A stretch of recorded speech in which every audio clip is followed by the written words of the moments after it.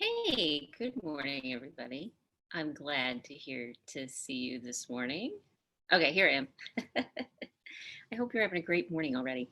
My name's Rita Hickman. I'm a body mind expert and a shiatsu massage therapist.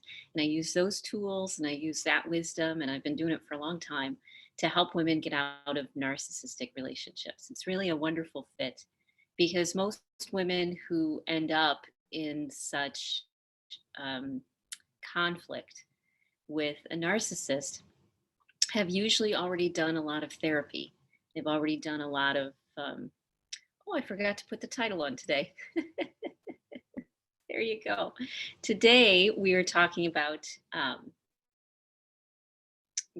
sorry, we're talking about self-respect and compassion. So if you're catching this, the title's going to be totally wrong, but that's okay. We're talking about how important self-respect is, even more than compassion in a narcissistic relationship. So one of the beliefs that I held when I was a kid was that compassion was the most important thing that you could do. I mean, it was preached in Catholic Church. It was, what everybody told you to do. It was, you just need to be compassionate and loving and understanding. And I got into personal growth pretty quickly.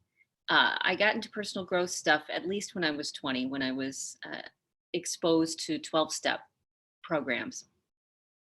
And one of the pieces that was always pushed was compassion.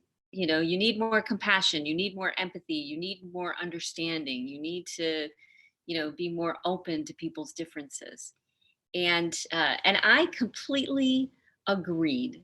And then every personal growth program that I went to after that for quite a while was all about compassion, how you need to love more, how you need to be, we just need to love each other more. We just need to care about each other more.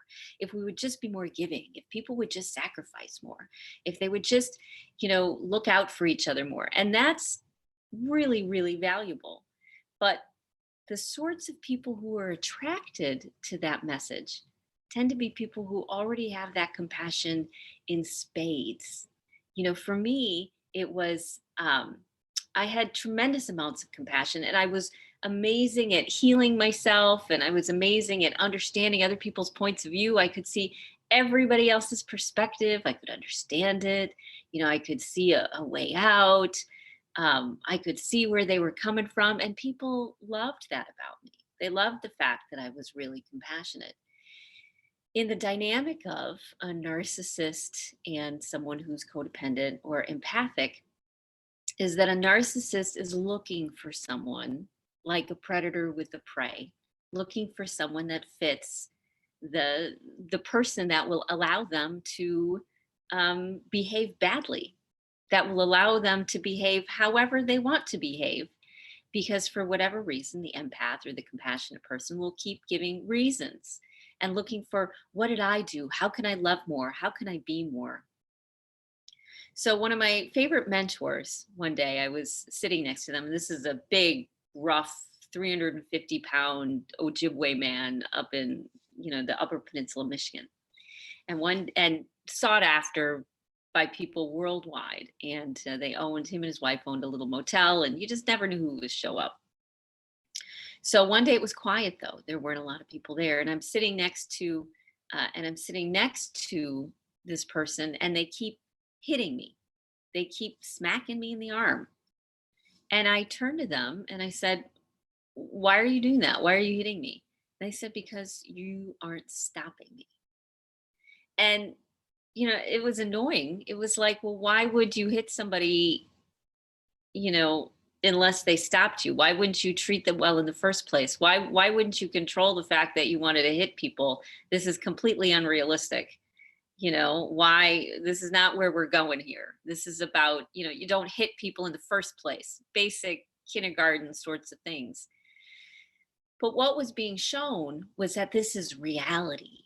Kind of in an empath utopian world, people love each other. They're kind to each other. They're nice. They self-reflect. They're forgiving. They're flexible. That's because that's who we tend to be. We tend to be forgiving and flexible and compassionate, usually because when we were children, we were taught that that was the only way out. When I was a kid, I didn't know any better. My brain wasn't developed. I didn't have the skills. I didn't have the support. I couldn't find my way through. And so the only thing that brought me a sense of peace was feeling sorry for other people, having compassion for other people, forgiving them, looking at them deeply and understanding where they're coming from. It's a wonderful, wonderful skill. And it's important. We need a lot of people who think that way. But in the rest of the world, in a big portion of the rest of the world, when people come across as super compassionate and super loving and super flexible, many people in the world look at them as prey, which is how you ended up in a narcissistic relationship in the first place, because someone identified you as prey, as someone who was nice enough and kind enough and compassionate enough that they could take advantage of. Whatever the reasons, whether it's borderline personality, whether it's bipolar, whether it's PTSD, whatever it is, it doesn't matter. The result is the same. They were someone who was looking for someone who they could prey upon, who they could take advantage of, who they could use, who they could not pay attention to, who they could not be an equal part of the relationship, whether it's insecurities or brain chemistry or whatever, it doesn't matter. The result was the same. They were looking for someone in order to take advantage of. So that's where you're kind of at. And this is where self respect comes in. So when you're indoctrinated as a child that compassion and love is a higher order of being, and it is, absolutely it is. And love is the technology of healing. It really is. But I remember reading a story once about a woman who had adopted a child who had had some abuse in the past. And they came out of their room once with a little toy truck in their hand, and they went up to their mother and they said, "I love you." And then they took the truck and they smacked her in the face, probably, caused facial damage. And she was hurt and angry. And her response was hurt and angry. And then she realized that this is what had always been associated pain and violence with love. It was an association. And for many women who are in narcissistic relationships now, they were taught that pain and love kind of go hand in hand. And maybe they didn't have it in their childhood, but maybe they met up with a narcissist when they were 16 or 17 or 18 or 19 or 20 or 21 or 22, way before the brain finished developing, way before, we really had a handle on life, and decided that love was the way to go, no matter what, because love was the right thing. When you're dealing with a narcissist, love needs to come in a different way. Love needs to come as tough love. Love needs to come as self respect. You can have compassion for someone else and what they're struggling with, but without self respect, you're enabling them. You're telling them that their behavior is okay and it'll never get better. And you're telling them that it's okay that they treat you the way that they do.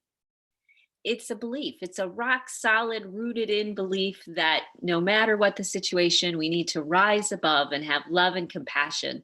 And then when we start getting angry and betraying ourselves that way, we end up split even more, because now you're behaving just like the narcissist, which was something that you completely never wanted to do.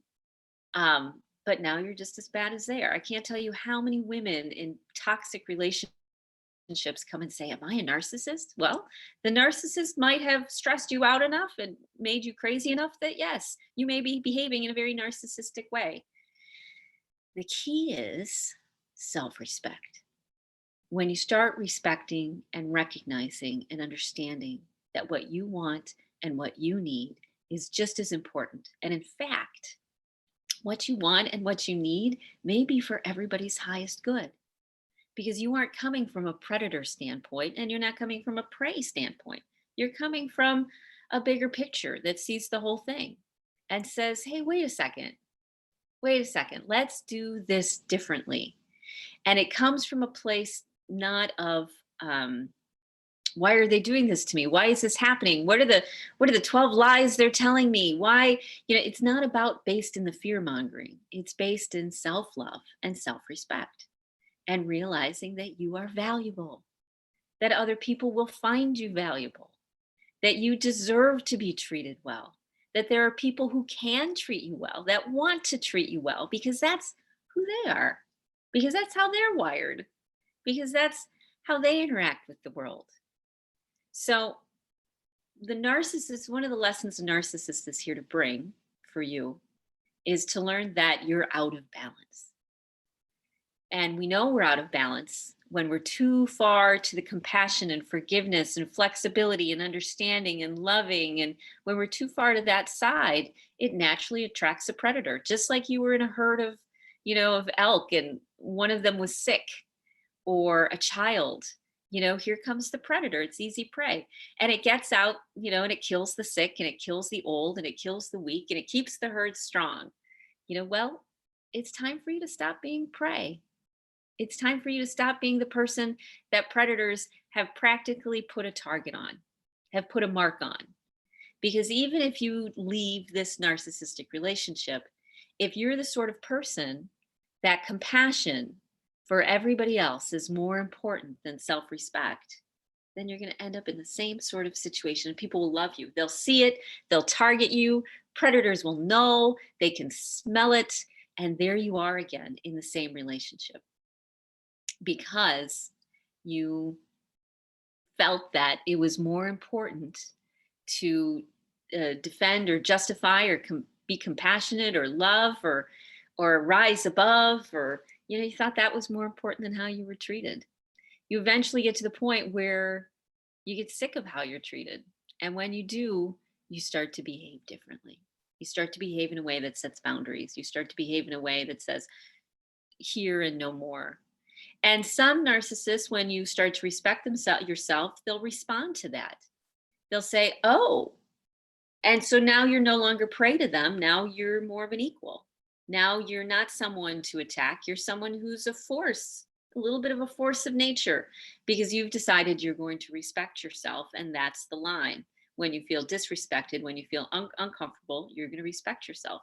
Now, respect comes in two different ways. It's not just in setting boundaries. It's also in setting boundaries on how you're going to behave. You get to decide ahead of time how you want to feel and how you want to behave. And if you're starting to behave in ways that don't feel good to you because they feel out of control or they feel overwhelming, and they are just like the narcissist and ripping and tearing and mean and angry and destructive, that isn't self-respect. Self-respect is when you decide for yourself, this is the experience I'm going to have. And if I'm not having this experience, this is how I'm going to handle it.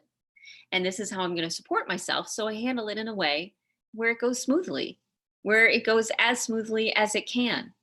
We break out of that victim mindset, and we all have it. It's that pulling within. It's that feeling like you're coming inside of yourself. It's that fear and that anxiety. But when you start to breathe and open and say, you know what, if I feel uncomfortable, I'm going to leave the situation. If I don't like where this conversation is going, I'm going to disengage. If I don't like how I feel, then I'm going to do something that makes me feel better. It's about owning your right to feel good, owning your right to be a person who has feelings and thoughts and ideas and beliefs. And the narcissist is looking for prey. And when you stop being prey, a narcissist stops wanting to come after you. When you stop being a person that is easy, that is compassionate and loving and wonderful and forgiving, and just give them another chance, it just keeps up the dynamic. Self-respect is the key to changing things. And if the narcissist decides to stay because they want more for themselves than what they are, and you're helping them reach that by being strong and holding strong boundaries, great. If they're younger or less experienced or have less to lose or whatever, then they'll leave, because you're no longer what they need or what they're looking for. which is someone will let them do whatever they want, whenever they want, however they want, in whatever way they want, to whomever they want. That's who we are when we come in as solely compassionate. And that's cool if we are a spiritual figure, if we're Buddha or Jesus, and it's really wonderful to aspire to those spiritual realities. But in the meantime, we are a human being, and our humanness, our feelings, our experiences, we have to respect those. We have to have respect for how we feel. And we have to realize that other people will not respect us. They won't treat us the way that you want to be treated unless you do respect yourself first. And then it's a crapshoot. As I said, some will stay and some will go. But what will happen is your relationships will get better, all of them, because now you're realizing that your experience is just as important as everybody else's. And when you do that, then people start to raise up. They behave better. You're not pulling out the bully in them anymore. You're not triggering their fear and anxiety because you're so nice, because they don't know what to do and you feel unsafe because you're so easygoing. That makes people feel uncomfortable when you're really easygoing, because they don't know what the rules are. They don't know whether they can break them or not. They don't know what they're supposed to do or not supposed to do. So when you're clear with yourself about what you will and will not experience, when you're clear with yourself about how you will and will not behave, when you're clear about what you will do in order to make sure that you don't behave in that way, in order to make sure that you don't keep going down that path where you feel abused and taken advantage of, you want to be real clear. That's where the clarity comes. Who am I? What do I want? What am I not willing to experience? How am I going to make sure I don't experience that? And how do I get support so that I can make those good choices? When you start getting on that path instead of the blame and the shame and how are they manipulating me, and when you start to get on the path of looking at you and how you can evolve into the person that you want to be, that's when things change. As long as we stay in the victim victimizer, predator prey, abuser victim, narcissist, codependent, as long as we stay in that mindset, in that dynamic in a relationship, things don't change. Because why should they? It's working perfectly. It's only when you decide that you don't want that dynamic anymore and you start becoming a bigger version of yourself, not one who's more compassionate or more flexible, but rather one who's more compassionate towards yourself, more compassionate towards what you want and what you need and what's valuable to you and how you want to experience your life. So it's like a switch that needs to flip. And so when you're starting to feel anxious or worried or concerned, you need to look for, how do I switch? How do I flip this switch? How do I go from coming within, being in that amygdala space of fight or flight or anxiety? And how do I step into, open up to, my rights as a human being, which is to enjoy my life. We do not have to be victims in order to survive. We don't have to allow ourselves to be victimized anymore in order to survive. That's not the position that we're in. You get to start respecting yourself and taking steps and making choices, which don't have to be huge. They don't have to be World War III. They can be small, and then they build. Those small pieces of self-respect build one upon the next, upon the next, upon the next, upon the next, until then you're ready to leave. Then you're ready to make the move. Otherwise, it's way too big of a cognitive leap. It's way too much for your brain to even, comprehend. And then we'll end up in why did this happen? Why did this happen to me again? So instead, keep doing the things that make you feel good, like watching the squirrels that hang out outside my window. Take time to do that and get into the rhythm of nature, to breathe into the rhythm of nature. Do things that calm you down. Take your vitamin D. Make sure you drink enough water. Do things that make you feel good, because when you feel good, you start to step into your power. That's your natural right. You're not meant to be a victim. You're not meant to be victimized. You're not meant to be destroyed. You're not meant to be beat up. That's not what's supposed to happen. And so when you start taking steps on a different path, then things start to get better. Piece by piece by piece by piece by piece, they build. Okay? So, sorry the title was wrong today. It was all about self-respect versus compassion.